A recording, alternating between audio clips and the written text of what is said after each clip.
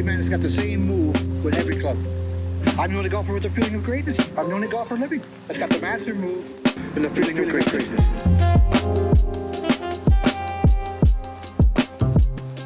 Hey, welcome to the Feeling of Greatness podcast today. I thought I would sit down and talk about some current events and some of the things that we have going on here at Graves Golf and some of the things that I've been involved in developing, and maybe some of you are familiar with everything that we have going on, but it's exciting. I wanted to just sit alone here. I didn't bring a guest in today, and just inform everybody that's a fan and a single planer out there and a Mo Norman fan of all the things that in this crazy world and all the stuff we deal with every day, the sanity of what we're doing, and we're really looking forward to developing through the next couple of months and even this year. One of the places I wanted to start right now is, and I wanted to get this podcast out today because one of my students, Roberto Lebrija, he's a friend and a student, and I met Roberto a couple of years ago in his quest to, he was a college player at the time, and Roberto is playing the PGA Tour event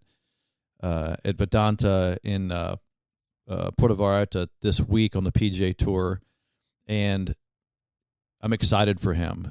He's one of the things I want to say about Roberto before we kind of get into his swing mechanics and what we've worked on, because I thought it might be valuable to kind of discuss how do you make a great player better, right? And so that's something I wanted to chat with you today about.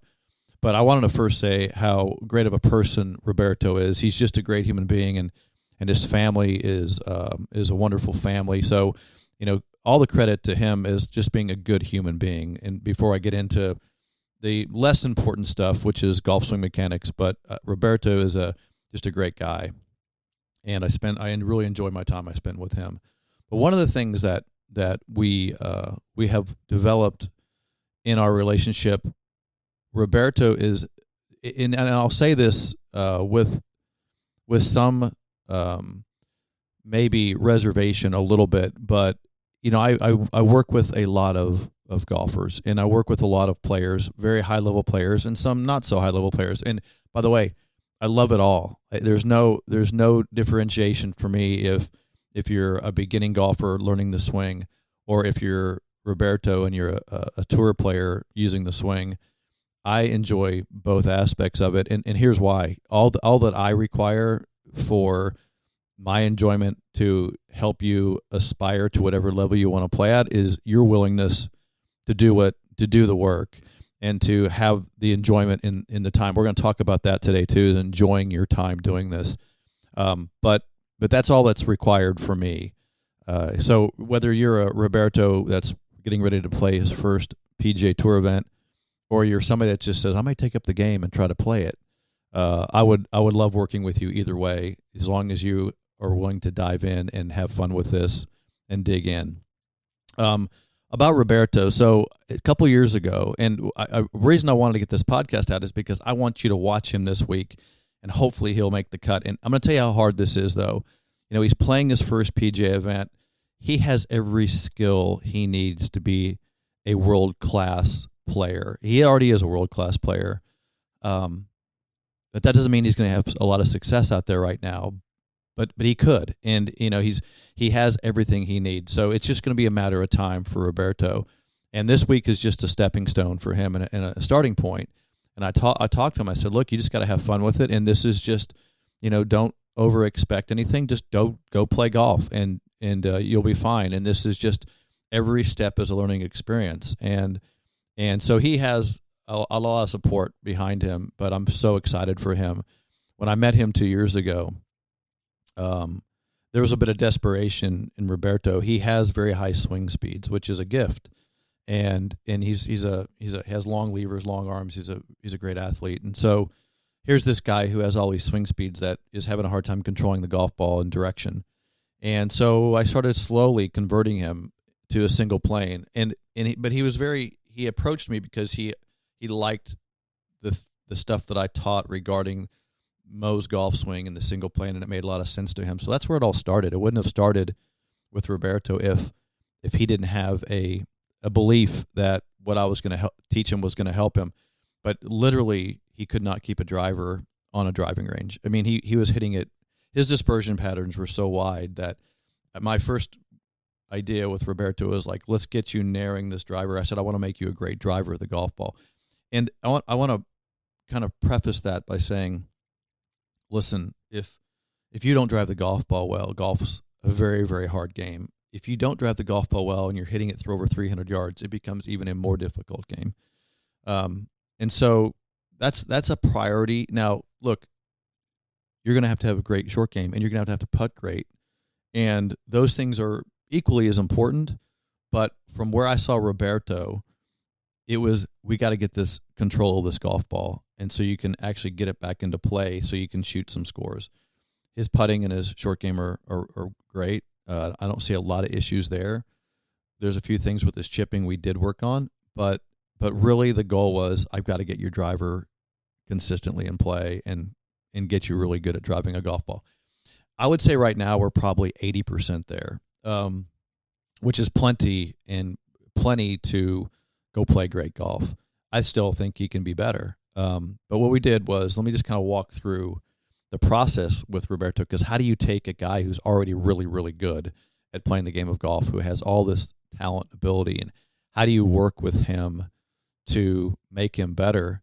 And it comes down to the exact same thing that I would work with everybody on. It's not like I did something different with him than I would do with any of you out there who's not aspiring to be on the PGA Tour.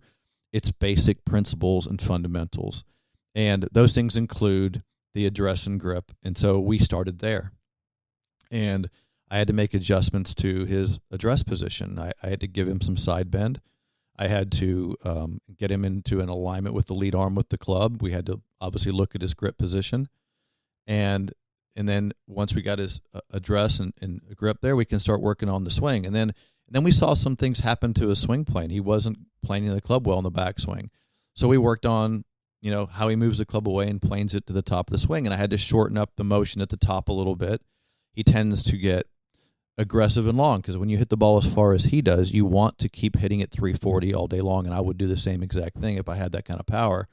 So control again was like, let's get this thing under control. Then you'll have this extra gear.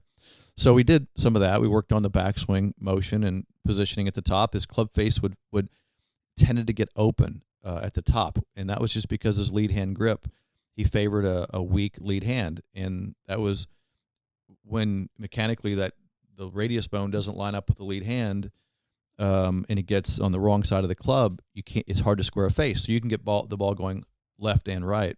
So we worked on the lead hand position. So then, of course, it was lower body movement, lead knee staying stable in a slightly flexed position with the trail foot on the ground, and we worked on that. So my point here is that with Roberto, who you'll hopefully have this chance to see this week playing the PGA Tour, and you'll obviously get to see him in the future, I worked the same process with him as I would with any of you.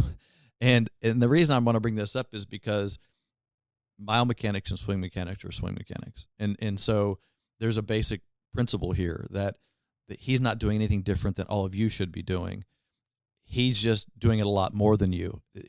Roberto practices like a tour player. He works at his game like a tour player. He works on his game every day, like he should. And his goal is to become a great player of the game and win major golf tournaments. So, which might not be your goal, but it doesn't change if you want to hit the golf ball well and become better than you are today. So that's kind of where I wanted to reach out on this podcast and just have this discussion, because here's what I think we can take away from what you see Roberto focusing on in his game and the aspiration of him becoming a great player, and your aspiration out there to improve yourself. One thing that I do know, and this has been a conversation that my brother Tim and I have had, and many of my team members here at Graves Golf have had for, it's been a pretty heavy topic of conversation this year, and I don't know how to even say this without coming across a little bit callous. You guys don't practice. And so I wanted to address that. I wanted to address the purpose of practice, but more from the standpoint of, number one, I sit at golf schools and I ask this question, and I look across the room at 20 students that are there for the 5 days, and I say, how many of you like to practice? How many of you like to practice? And the reason I ask the question that way, and the reason I always ask that question, is I didn't ask how many of you practice. I asked how many of you like to practice. And because if you like to practice, if you find joy in practicing, that means that you are getting a benefit from you're killing two birds with one stone, because you're getting the benefit of the practice and you're getting joy out of it at the same time. I want this podcast to be about that conversation, because the joy of practice is why I practice. I don't practice to practice. I practice because I love it. And so how can I help you on this podcast and in this conversation? How can I help you find joy in your practice? What can I help you get out of it? This leads me down another road, which is interesting, because we talk a lot about our coaching programs, and we've really increased the level of our coaching productivity here at Graves Golf. And if you're a member of our elite programs or our single play and anytime, anywhere programs, you kind of, or maybe you're a VIP as well, you know what we're talking about here is you can send instruction to our coaches via video. You can also have us Zoom call and watch you swing live if you're in the elite programs. We have many ways that we can coach you, or you can obviously come to live events in schools. But when we get videos sent in and people are asking us for instruction, there's a two-way street happening here. One side of that conversation is, yes, I'm going to give you exactly what you need to know to go get better, right? I'm going to give you, this is the purpose and the quality of coaching that I strive for inside Graves Golf. That's very important for me as a leader of this company, coaching quality and the information we give out. But then again, it is information, right? It's information. It's like, okay, here's what I want you to do.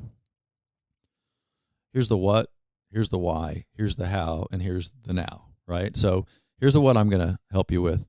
Here's the why you need to do this. Here's the how you do this.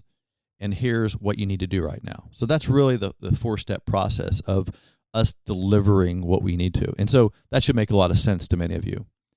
The problem is there's something missing from that. And what's missing is accountability. So this is the question I have for you is, when I give Roberto, and I'll just give you a quick story about Roberto. I was working with him, and I'm just kind of divulging some of my fears as a coach as well. You're working with a high-level player. He's playing on the Latin American tour. He finished second in his first event, second or third, but he almost won his first event. And he comes to me for help before his next event. And the biggest fear I have, and this is me losing sleep at night over this, is I'm going to tell him something that's going to screw him up for a week. He's going to go play like crap because I want to make a change. And everybody here who's listening to this podcast knows that when you make a change, it's hard to go take it to the golf course. I know that because I'm a player, and I'd make a change, and I can't take it straight to the course. And I did this to Roberto. And I said to him, I said, I want to make this change, but I'm a little afraid to, because this could really screw you up. And he turned to me and he looked at me, and this is what he said. He goes, Todd, it's me. You're talking to me. And I said, oh, yeah, you're right. And what he meant by that was, I'm not the average guy, Todd. I will work through this. You just tell me what you want me to do, and I will work through it. And there's an ownership in that.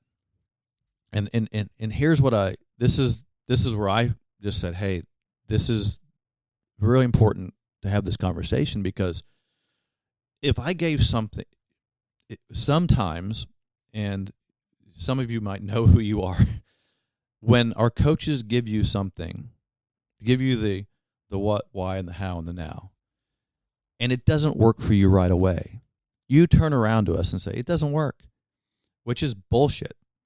And the reason I say it that way is because you haven't worked through it. Because here's the story of biomechanics, and this is where I spend my time. If I change the most minute little detail of your swing mechanics, you can't change one little thing without changing everything. It's the way the brain works. It's the way the body works. I change your sequence. 1 degree of club face error affects a driver swinging 100 miles an hour by 30 yards. So if I adjust your grip by a minute example of 1 degree, I've just caused the golf ball to take a 30-yard directionally change by a 1 degree lead hand rotational difference. That means that you have to enter impact in a different angle. Yes, of course, because you just changed your lead hand. My point to this is you have to work through that change. And the little changes are massive. All of you know that. And the difference between a Roberto, and the reason I'm using him as an example here is because when he turned to me and said, Todd, you're talking to me. You're not talking to the average guy who's not going to go practice, who's not going to work through this, who's going to basically not get it. I'll figure it out. You just tell me what you need me to do. And for me, empowering a coach to allow me to say, here's exactly what I want you to do. Go figure this crap out. You need to figure this out because I know it's right. And I know you're going to struggle, but the struggle is important because once you figure this out, you'll get better. That's how you get this stuff done. And that's just coaching 101 in a way. But here's what's interesting about my last session with Roberto, and this was about a week and a half ago, 2 weeks ago. He comes into Phoenix for a few days. And no, I'm sorry. He was in Orlando for a few days.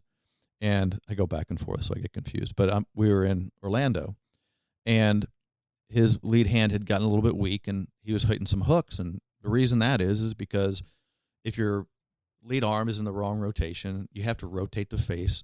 When you try to rotate the face, especially at the speeds he's swinging, it starts closing the face down. And so I strengthened his lead hand. I moved the thumb about, I'm not even going to say it was a centimeter, but it was a fraction, rotated to the right. And he immediately started hitting the ball dead straight. And so he sent me some videos. He's down in playing in the PGA event. He's sending me some videos from the course and some swings. And I said, man, your lead hand's looking better. Lead hand's looking good. He flew to Orlando from Mexico City for me to make a centimeter change to his lead hand. Okay. So I look at that and I'm like, wow, that's quite an investment in his time and energy to do that, not aside from what he pays me. And that's how important it is to him. And that's the kind of stuff you have to do. And to me, this is where I really love being a coach, because this is where I invest my energies, is my knowledge and ability to help people at that level. And I believe, and this isn't me being boastful, but I believe I can absolutely help anybody accomplish any level of golf they want to accomplish if they will make a commitment and a time and be willing to go through the process and do a little bit of practice. So to this week, I thought it would be just great to get on this podcast, talk about Roberto, see what he's going through. Is he perfect? 80% there. There's still some things I want him to really refine. And refine's a really great word for it, because everything is there. I mean, it's like great players like Roberto with such quality movement in their swing need refinement. They need consistency. He doesn't need any more power. He'll never have a problem with that.